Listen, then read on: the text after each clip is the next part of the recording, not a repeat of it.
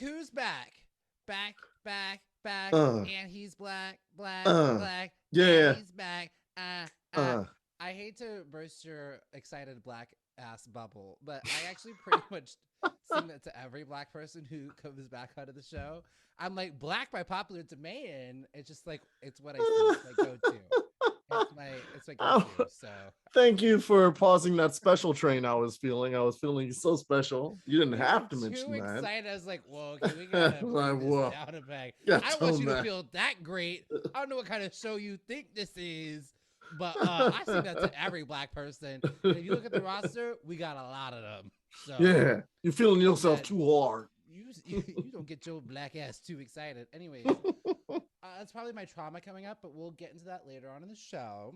Very well. But before we get to that trauma, let's get to a current trauma that is still happening for all of us, and that's the Pon De Replay, or the Ponderosa, the Panini, the Parallelogram, the Pterodactyl. I don't like to call it by its government name. It's still raging. Did you know it was still happening? Did It's you know that? still it's Yeah. still happening. I've been trying to not. I'm like, yeah, but I mean, is it really though? But it is. It is 100%, and Ah, it's so maddening because like you and I are two individuals who have been like following by the book, being like super safe and cautious, not just really just it, and with that like done. Like I am ready to just, and I'm sure everybody is. No, it's not just for me, but I feel like those of us who've been abiding by everything and getting vaxxed and all this stuff, we're paying the price because of the folks who weren't wearing masks, aren't wearing masks, not getting vaccinated. And I think the maddening thing to me is that everyone is like praying for a miracle. Oh my God, this whole entire thing has been such a nightmare. We literally have an out, an exit. We as the United States could have been like putting this to rest. Here comes summer, and then not here comes summer. Here comes the numbers, and back indoors, everybody. Put the mask back on. We're done. Hope you enjoyed that freedom. Put your mask back yeah. on. I was feeling it lift, and it was feeling good. And I Yeah. think only thing that's put me a little bit at ease is that at least in San Francisco in the Bay Area, we're one of probably, I guess, by concentration, one of the most vaccinated population in the country. But even then, Yeah, it's it's like, rough. well, that's good, but it's still it's extremely disheartening. And it's sad to hear some of the stories as well that are coming out about like, Yeah. well, this variant is more, Ooh, it's it's she's a stronger. beast. It's a Yes. beast. It goes right Yeah. for the lungs, and it's like, and maybe that's what had to happen for people to break out whatever cycle of misinformation they're in and be like, yo, this is, because I think, and I've said this before, where it just feels like COVID, it's like this particular disease and the way it spreads and the way it flows is like on the unfortunate perfect match with our society where it is now, and all the information and all the misinformation we have in social media. It's like, oh, you have a disease that has no symptoms for 14 days, and in the meantime is contagious. And it's like, and also it has a very uneven symptom and survival rate, right? And it's like, oh, Right. Yes. what a perfect disease to spread the word that actually is it even real. Like, I Mm-hmm. mean, I can imagine in the Black Plague, there weren't, I mean, their technology was so far behind ours, and there weren't a lot of questions. It's like, did you Oh, hear about, oh, this shit is there wasn't real. no Sandy question. Yeah. gone. Oh, did you see Yes. Charles? He out. Charles Yeah. gone. Did you hear Yeah. about the entire city of Brixton? It's Gone. gone. Whole Only thing Tom gone. survived, Rents and are it's like, cheap. yeah. But like I think the thing is too, like, so I heard something. I heard something that's very like sort of like eye popping and eye opening of like how I knew like shit was back, right? Because I was like, woo, hot back summer, let's go. Like I'm Mm-hmm. raw dog in the air in the gym, like it is fabulous, right? Just like get it all in my mouth, give me that air. Ah, I yeah, yeah, want the yeah. air. I want to, ooh, yeah, touch my lips, air. Ooh, get me, ooh, yeah. Ain't nothing between us. Ain't no cloth between us. Air and lips together. Um, so the thing that kind of popped me out is that there was So like there's a nasty there's like the non-Disney version of Folsom Street Fair just happened, so like the nastier version of Folsom Street Fair, and you're like, but Mm, isn't the Folsom Street Fair already the nasty version? I'm like, no, that's Disney compared to Door Alley. So I know some mm. people who are throwing like a party this past weekend, like a dance club party, and I was on their email list. I wasn't planning on going. I got a new couch, so I just stay at home and sit on it. So So only comfy. only party going on is with my butt in these cushions. Anyways, I got an email. I got an email, and on the email they were like, "Oh, the party event is still going on, but the party promoters, Mark and John, did catch they're vaccinated, but did catch the Delta variant while at a party in Provincetown, but the party's still going on." I was like, "Oh shit!" For one, to me, that's like, all right, wrap it up, folks. Two, Wow. okay, it's here in the Bay Area, right? That's what I just started realizing, and their symptoms were mild, and people who are getting vaccinated, who are vaccinated, this isn't blanket, so just don't think like, oh, I'm vaccinated, I can just go lick everybody. No, Mm-hmm. 2% one, and two, that's nasty. Have you learned nothing? Licking people now? Uh-huh. But like my doctor even said, people who are vaccinated and getting COVID, that their symptoms are tend to be much more mild, right? So again, another PSA of why to get vaccinated, because if you do happen, it's going to prevent. We want to keep you out of the hospital. We want to keep you out of like that lung damage. But then so Mm, and mm. then I was hearing on the news, it was somebody from the CDC, I believe it was, and they said that at this point, it's the pandemic for the unvaxxed. That's like where the real deadliness of it is. I mean, I, as a vaccinated person, can still carry it and then mistakenly give it to somebody who's unfortunately not vaxxed, which is why I will now be wearing a mask in, indoor places. Sorry, air, you won't be touching these lips the way you want to. That'll be for later. If these people do what they want, if they people do what they're supposed to do, you can have at it, air. Get these luscious lips. Um, but the doctor then said, the doctor then said that one of three things will happen to people at this point during the pandemic. One of three things will happen to you. At least one of these three things. One, you already got COVID, so maybe your body's going to be starting to build, antibodies. Two, you got the vaccine, so you got that. Three, you're going to get this Delta variant. That's it. Those are the three things at this point in the pandemic. There's no one's walking away from this of like, oof, you dodged that pandemic. I don't have to, there's none of that. It's It's none of that. either you're getting the vaccine, you got COVID, or you're gonna get COVID. That's it. Yeah. For some people, I know they've gotten all three of those things have happened. They got the COVID bingo. COVID bingo. Oh, the most unfortunate bingo of all.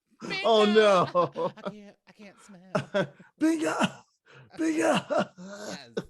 Oh man. Well, yeah, it's absolutely true. I saw some numbers run where it's, essentially about out of 100,000 vaccinated people, 100 people will get it and one person will die. So it's 0.1% supposedly that you'll catch, and 0.01% that'll actually be fatal.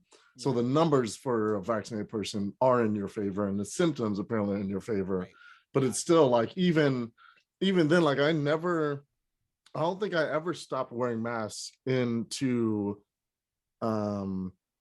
like the grocery store or like shopping, like go to And you Target, live out in or the suburbs. I live in the city, and I was just like, let's do it it. was like, let's let go. Cause I mean, you're so ready. Like at first it's like, Yeah. oh my goodness, I've made It was this a very habit startling for a at year. first. It took Right. me a little bit of a while, but then Yeah. how quickly that belt down. Just like, again, just being so ready. Like, I'm dying at the gym.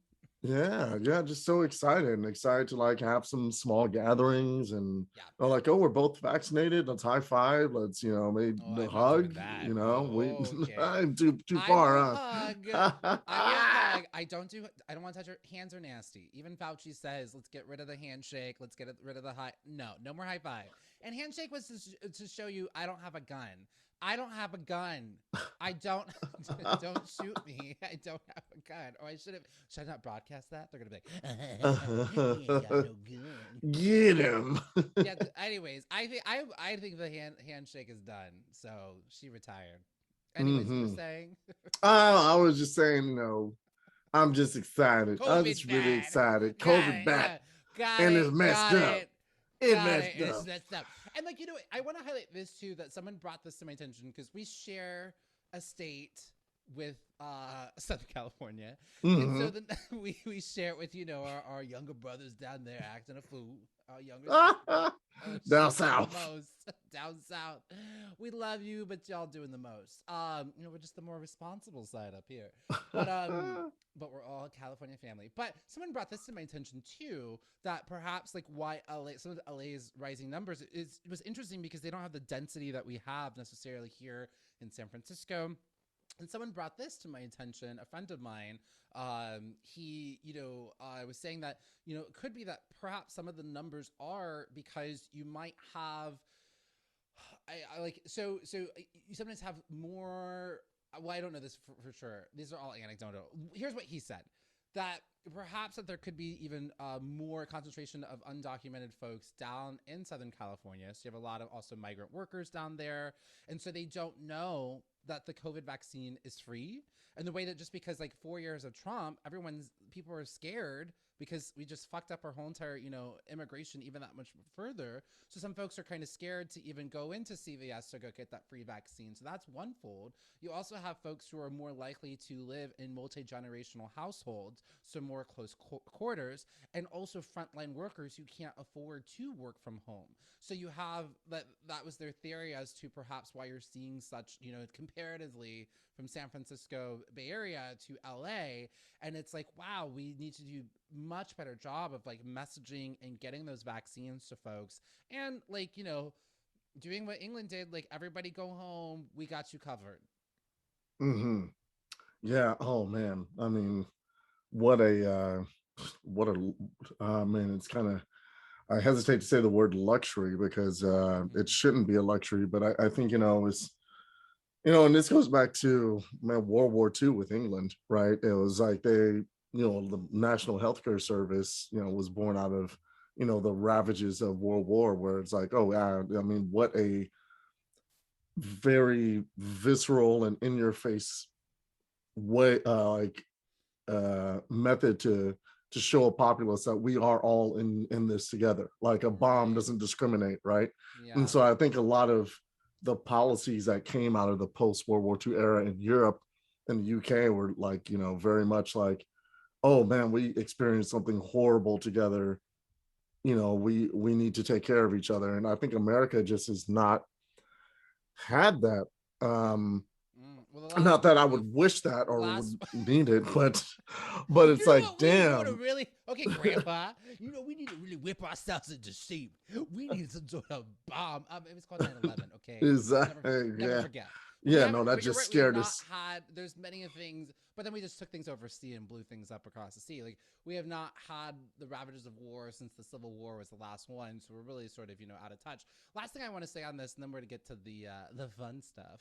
What a luxury, privilege, hashtag.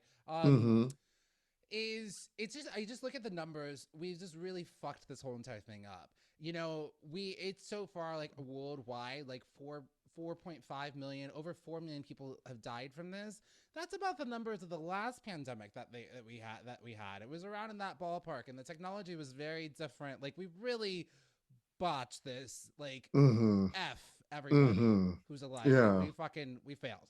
This was really bad. And again, also for in America to like have access to this vaccine that people are literally dying to get access to, and then people are like, I don't think so. I'm gonna go to brunch and I'll get yeah. It's the American experiment in a lot of ways. It feels like it's backfiring, right? Like what was once America's strength, it's individuality, it's rebellious spirit, it's like not conforming to the group.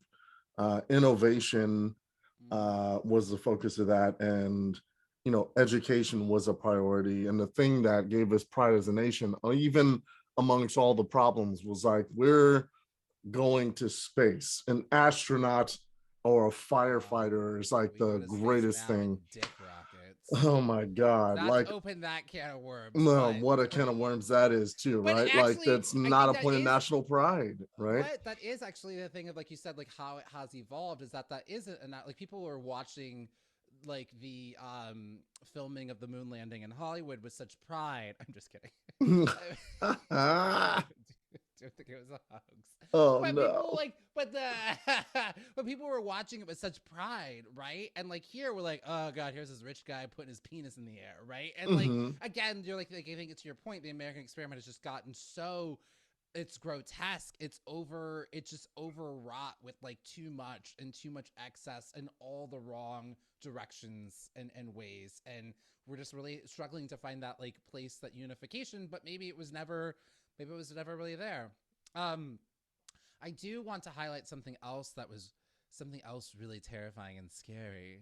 Uh-oh. A Quiet Place 2, you and I both saw it. So Great movie. tense. Great movie, really Yes. intense. I have a note, but I will say that like when I watch movies at home, it takes me forever if I watch this. First of all, you watched The Quiet Place 2. You couldn't make it through Homecoming season 2 without like hiding behind the banister on the Okay. second floor. So I do hate horror movies. Yes. Yes. But Quiet Place Yeah, it's is different. different because Okay. it's a different type of movie Alien because suspense. it's suspense, it's more of a thriller, and it's more of like there's a logical sense. I think it's like how relative is this to my life alone in my house? Fair, yeah. Oh Like yes, those, and same. That's why I yeah, watched A Quiet Place too, because I was like, I can handle aliens and that sort of stuff. It's like when there's ghosts, like that's too much. Like yeah, Home Alone and there's a ghosty, like that could happen to me. That could happen to me. But these like yeah, alien critters, I'm like, oh yeah, I'm fine. That's fine. yeah. It's right. Like those Asian, all the Asian horror movies, when it's not only a ghost, but it also follows you everywhere, and there's no Oh defeating it, God. and there's no And you logic. never defeat the grudge. If there's one thing No, I've learned, you never defeat the you grudge or the never ring. defeat it. You I'm don't do like, it. no, And that's it gets you. horrible. Like, no, thanks. I'm like, but these things are defeatable, and it's like there's a logic, and it's like, okay, this Right. is interesting. How are they going to get about this? And it's like, oh, this is so tense. Oh my goodness, how are they going to get through this? The It's really the cool. movie is 90 minutes. It took me 2.5 hours to watch this movie because when I watch at home, or at least it took me at least 2 hours. It definitely took me longer than it needed to.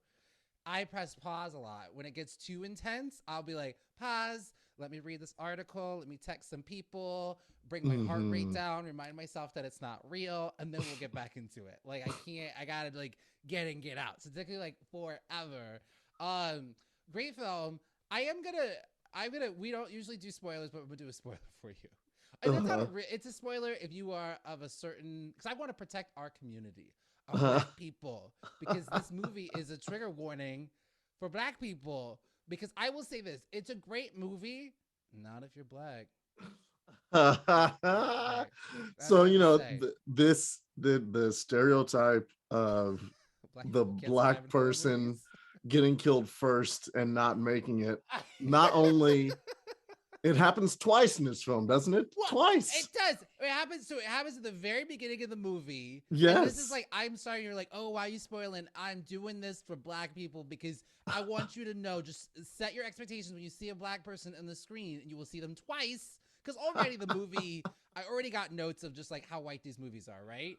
And because it's Uh-huh. like, I want to enjoy it, but would it kill you to throw in, okay, it's just about the white family? But in this one, they're like, no, it's the town, and you can see all these other people. No, look, there's a black person. Oh, he a cop? No, it doesn't matter. And then later on in the movie, not only do you meet, it's not just any black person that you meet. It is famous actor Digimon Hushu. That guy. Hansu. Yes. Hansu. Digimon Hansu. Hello, Amistad. Like, Come on. famous, award-winning, Oscar-winning actor. They Yeah. throw him in the movie, and I'm like, and they throw him in late into the movie. So I'm Late thinking, in an oh, he can make this admirable role. admirable Awesome. role, and he like saves the white people, and then he's like, gotta go save my kid, and then get got. And I think the thing that like it's maybe there's maybe a third of the movie left. Like it's deep. We're in the third act. Introduce him. I'm like, whoa, this is very late in the game to introduce such like an outstanding actor. I'm thinking maybe they're building him up for the next movie. Like he's gonna be featured in the next one. I'm like, okay, they're Yeah. building this world, Quiet Place 2 into a part 3. No.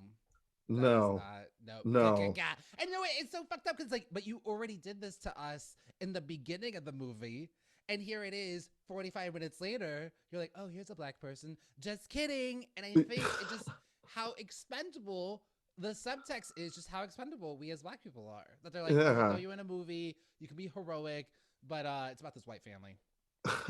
It's so wild how it's like that happened.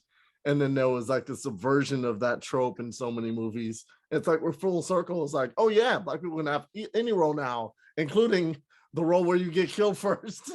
Yes, again. It's like not. it's And not actually, uh, not a lot of people. I mean, there's like a lot of like not a lot of characters that you meet die in this movie. So I mean, really, if I yeah, really there's a added lot up, of just random extras getting got.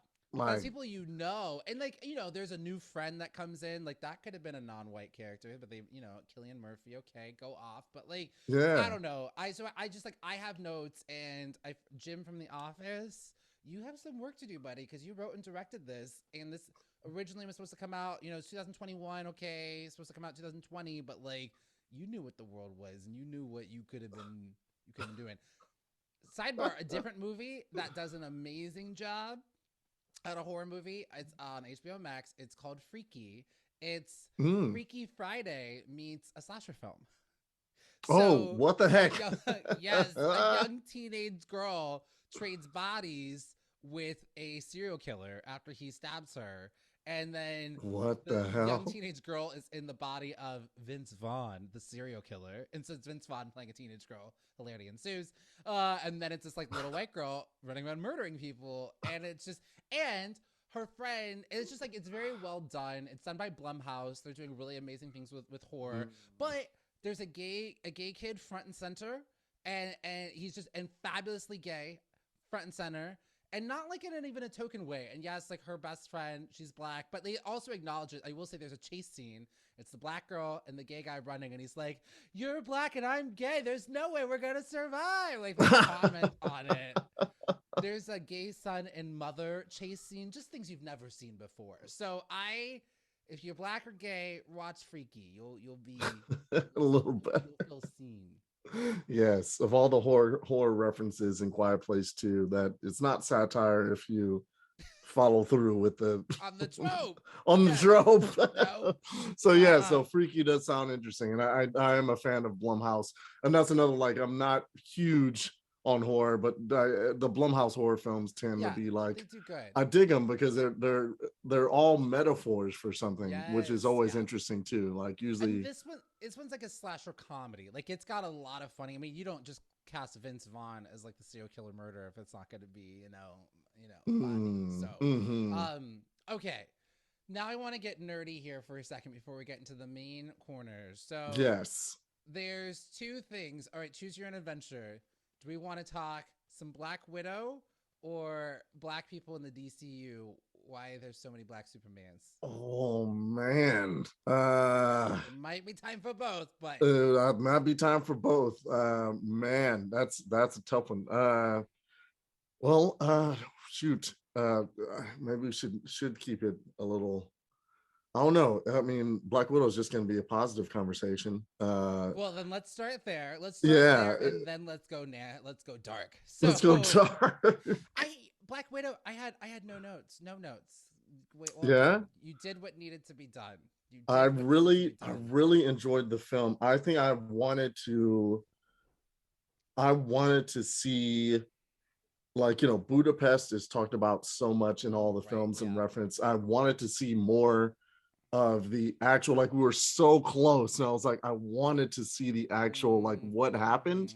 And I thought we were gonna get a little more of the making of, like, who she was. We got a good taste, and I think, yeah, and I think I wanted a little more of that, but otherwise I was I thought it was a really fun flick. It was like Yeah, a great start to phase 4, fun 100%. movie. Yeah. Um, really hilarious. Uh, Great. The characters are really hilarious. Like, our new yeah, Black Widow is so fucking hilarious. Like yes, Florence Pugh yes. as Yelena is Uh, so funny. Just coming in sweet. The whole cast, like you said, like the whole like family dynamics. I love that like every Marvel movie tries to give like a different feeling, and this kind of was like a dysfunctional family. Like this, the premise of it is really about this dysfunctional family trying to like reconnect and you know what happens when the family is just disbanded and trying to reconnect, but everyone's people have changed. You got to meet people where they are now. I just thought it was just a really I thought it was a really good sort of send off as well. Someone was like, I know someone. Well, I was just my sister was she's like, I hated it, and I already warned her. She was like, oh yeah, I can't wait to see it. It's gonna be her origin story, and I was like, no, it's not. That's not what it is. It is not her origin yeah, story. And she's like, mm-hmm. And then she texted me afterwards. She's like, I hated it. I was so disappointed. I thought it was gonna be her origin story. I'm like, I told you before you went into it, it was not gonna be her origin story. The premise when you read the description, it's like Natasha's on the run after Civil War. Like it was always gonna be yeah. set up because like one, I appreciate that they were not going to spend all this money to try to de-age her to play an 18-year-old the entire movie. They were like, okay, this Hmm. movie absolutely should have been done a decade ago. Absolutely. It should have been done like after Iron Man 2, but Yeah. they didn't. And I feel like it would have honestly could have been like the same plot. Like they were like, here's a good plot. Where do we put it in her timeline and just put it, here? That being said, I think if this movie had been done any time before now, it would have not been directed by a woman. It would have been just about like how sexy she is. Like, ooh, she's got to seduce this person, and now she's in her panties, and like Mm. it could have only been done now, although it should have been done much sooner, if that makes sense. Yeah, I think I agree with that. I also noticed that I'm it's an interesting decision, but they definitely decide like we're not going to put any other Avenger in this movie Yeah. to distract you. Like it's Mm-hmm. definitely going to be her movie. Her movie, yeah. um and I like that to a certain respect, although I wouldn't have minded if Hawkeye showed up in the Budapest flashback. Yeah, But you love Budapest. We got a little bit of it. I think that like yeah. all of the pieces are connected for me. That they did a really good job of like first of all, I think origin stories are boring, so I'm glad it wasn't. I'm like Hmm. let's get into the stuff. Well, we And got it already in which movie actually already went into that pretty much winter backstory, pretty oh, heavy. Age of Ultron, kind Age of of when he's Ultron like kind she of. can't have a baby, which means she's a monster. Yeah, thank you, Joss Yeah, Whedon. oh my Yeah. god, yeah. But like, and you know what? Disney Plus be getting me because you and I both did a rewatch of the Marvel movies all the way from in chronological order, which I found Hmm. a new chronological order that's even better. So here we go. Uh-oh. Reorganizes some of the movies in phase two. It makes so much more sense. But so I've already rewatched it, so I'm like, I'm done. And then Disney Plus is like, check out the Black Widow collection. I'm like, okay, I guess I will, because I'd already seen it in IMAX, and then I come home and I was planning on watching it again at home. So then I watched the Black Widow collection, so watched her movies in chronological order. So you do Iron Man 2, which again, Hmm. she's been around since the second Avengers movie, which is insane that she's just not getting her movie, but whatever. So you watch Mm. Iron Man 2, then you watch Iron Man 2, then you watch Avengers, and then you watch Winter Soldier, and Hmm. then you watch Age of Ultron, then you watch Civil War, then you watch Black Widow, Like whatever. and then you Yes, that finish it makes off in sense. Infinity War and then Endgame. And so I was like, oh, I can't wait to see like her through line. And I will say, Black Widow makes all of the other movies that she does make more sense, but Pui on these like they literally just used her. They're like, now Natasha does this. Now Natasha likes this guy. Now she's doing this. Like they just used her as a piece. It doesn't. This movie Black Widow makes everything else make more sense in the same way as like when you watch all of her movies, Wanda's in all of her movies too. And after watching WandaVision, it just is weird. It gives all these characters who never got their spotlight so much more weight. Yeah, I really dig that. Like giving these characters much more depth and much more Mm-hmm. like Oh, now I can see this in different light because I understand more about that character's The motivation. non-white male characters, finally. That's really Yes, what, yes, more of that. So yeah, yeah, I think it's fair to say conclusion, Black Widow was awesome. I really great. enjoyed it, and I can't wait to see more I of any more Black Widow they're gonna give us. so theory. I have a theory. So I have a theory. Mhm. She's not actually. I mean, I think the actress is like. I think the door is wide open for her to come back whenever it is that she wants. And here's a theory that I have, that she's like Natasha is still actually alive, and not even just like, oh, different timeline because we're in the multiverse, yada yada. No, in this legit timeline. Here's why I think here's an easy explanation to explain how she's still alive. Do tell. The Soul Stone works in exchange for a soul, right? Yes, yes. So in this case, Steve Rogers went back and returned that Soul Stone. So it's in exchange for a soul. He gave it back, then that soul should theoretically then come back. The exchange already it happened. So that soul should then Mm, come back. So then she technically could still be back, and then just playing it low key, like, I'm dead. Like, because she's like, I don't want to be chasing after me. I'm retired. So I just think it's like an easy way if they wanted to bring her back without even having to dip into like the multiverse plotline. And I say this because in the end credit sequence, originally when Yelena goes to the gravesite and whistles, and the director said in one of the versions they were gonna have a whistle back, yeah, yeah. alluding that she was still out there. And then instead they decided to go in this other direction with perhaps introducing the Thunderbolts, or the Dark Avengers. There's other TV Secret villains. Avengers, right? Secret Avengers, yeah. Um, Yeah, I was thinking the same thing. I was like, oh, when she whistled, I was like, are they gonna have I was like waiting for it with like bated breath, like, oh, but yeah, Mm-hmm. that's interesting, the soul for a soul thing. But it's like it makes me think of like when was the soul stone used before then?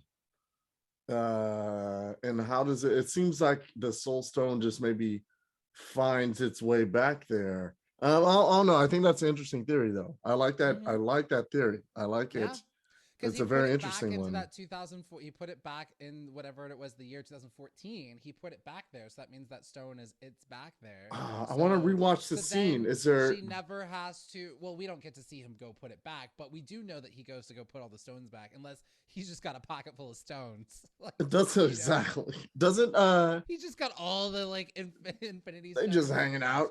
I got all these Nah. stones if I But want doesn't the to. Red Skull saying something about it being irreversible or no? I guess not. I don't know. I got to rewatch that We'll have to scene. rewatch and see. That's just the theory. So last thing, we don't even have time for this, and the editor's probably gonna cut this. But just we're gonna do it really quick.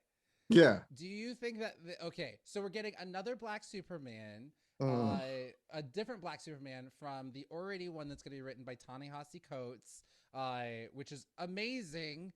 But which is Mm. also like, why are you giving Ta-Nehisi Coates, or throwing him into the mix? So Ta-Nehisi Coates, J.J. Abrams are doing a Superman, and then on top of this, the long sort of gossiped about Michael B. Jordan Black Superman is also now coming to fruition on HBO Max, which is separate. So you got two Black Supermans, plus they just cast Batgirl, and she's black.